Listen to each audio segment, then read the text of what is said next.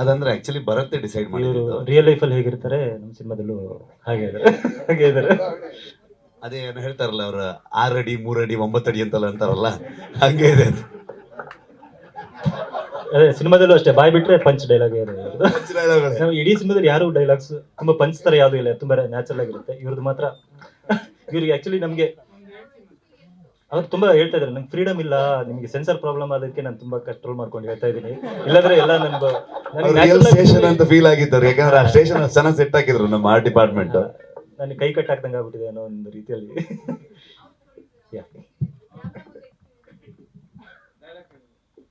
ನನಗೆ ಅವಕಾಶ ಕೊಟ್ಟಂತ ಹರೀಶ್ ಶೆಟ್ಟಿ ಅವ್ರಿಗೂ ಮತ್ತು ಭರತ್ ಅವ್ರಿಗೂ ಈ ಟೀಮ್ನವ್ರಿಗೂ ನಾನು ಮೊದಲನೇದಾಗಿ ನನ್ನ ಹೃತ್ಪೂರ್ವಕವಾದಂಥ ಅಭಿನಂದನೆಗಳು.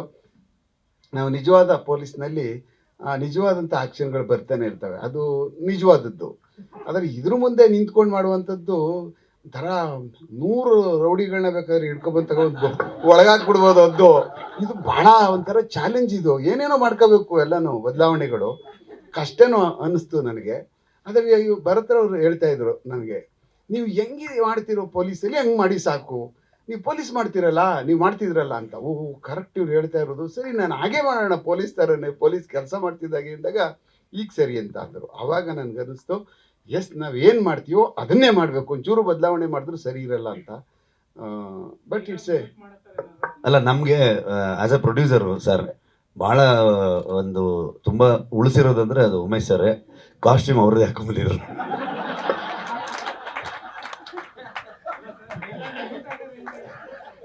ಇಲ್ಲ ಇಲ್ಲ, ಆ ಥರದ್ದು ಯಾವುದಿಲ್ಲ, ಆ ಥರದ್ದು ಯಾವುದೂ ಇಲ್ಲ.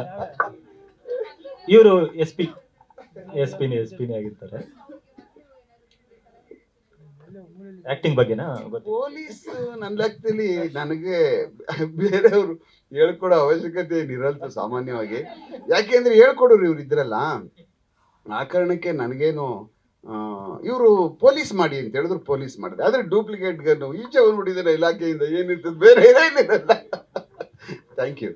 ಬೆಳಿಗ್ಗೆ 6 ಗಂಟೆ ಸ್ಕೆಡ್ಯೂಲ್ ಅಂದ್ರೆ ಫಸ್ಟ್ ಕಂಪ್ಲೀಟ್ ಯೂನಿಫಾರ್ಮ್ ಅಲ್ಲಿ ಬಂದು ನಿಲ್ಲುವಂತವ್ರು ಇವ್ರು. ನಮ್ನ ಇನ್ನು ಕ್ಯಾಮ್ರಾ ಎಲ್ಲ ಬರೋಕ್ಕೂ ಮುಂಚೆ ಟೈಮ್ ಅಂದ್ರೆ ಶಿಸ್ತು, ಅಂದ್ರೆ ಅವ್ರ ಪೊಲೀಸ್ ಡಿಪಾರ್ಟ್ಮೆಂಟ್ ಶಿಸ್ತು ಅನ್ನೋದಲ್ಲಿ ಅವ್ರು ಏನಿಲ್ಲ, ಡ್ಯೂಟಿ ರಿಪೋರ್ಟ್ ಮಾಡ್ಕೊಂಡು ಬಂದಿದ್ದವ್ರು, ಶೂಟಿಂಗ್ ಬಂದಾಗ ಬಂದಿಲ್ಲ ಅವರು. ಎಲ್ಲ ವಿತ್ ಯೂನಿಫಾರ್ಮ್ ಬಂದು ರೆಡಿಯಾಗಿ ಬಂದ್ಬಿಟ್ಟು.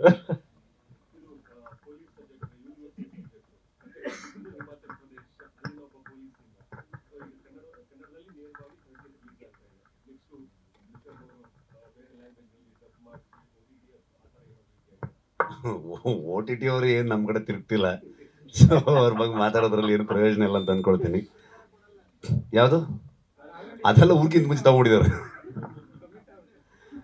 ಸೊ ಹಂಗಾಗ್ತಿದೆ ಅಂದರೆ ಅದಕ್ಕೇನು ಸೊಲ್ಯೂಷನ್ ಗೊತ್ತಾಗ್ತಿಲ್ಲ. ನಮ್ಮಲ್ಲೂ ಎಷ್ಟು ಮಟ್ಟಿಗೆ ರೀಚ್ ಆಗ್ತಿದೆ ಏನು ಕತೆ, ಅವ್ರದ್ದು ರಿಸರ್ಚ್ ಟೀಮ್ಗಳೆಲ್ಲ ಇರುತ್ತೆ.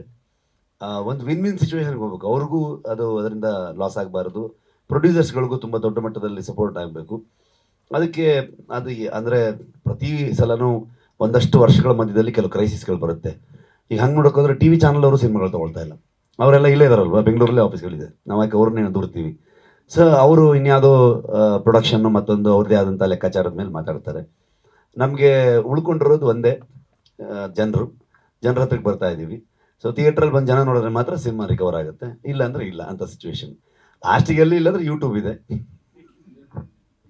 ಬೇರೆ ಲ್ಯಾಂಗ್ವೇಜ್ಗಳಿಗೆ ಆ ಥರದ್ದು ಏನೂ ಪ್ಲ್ಯಾನ್ ಮಾಡಿಲ್ಲ ನಾವು. ಸಂಪೂರ್ಣವಾಗಿ ಕನ್ನಡದಲ್ಲೇ ಸಿನಿಮಾನ ರಿಲೀಸ್ ಮಾಡ್ಬೇಕಂತ ಅಂದ್ಕೊಂಡಿದ್ದೀವಿ. ಸೊ ಅಷ್ಟೇ. ಆದರೆ ಜನ ಇವತ್ತು ಇಷ್ಟ ಆದರೆ ಖಂಡಿತವಾಗ್ಲೂ ಸಬ್ ಟೈಟಲಲ್ಲಿ ನೋಡ್ತಾರೆ ಅಂತ ಅಂದ್ಕೊಳ್ತೀನಿ ನಾನು.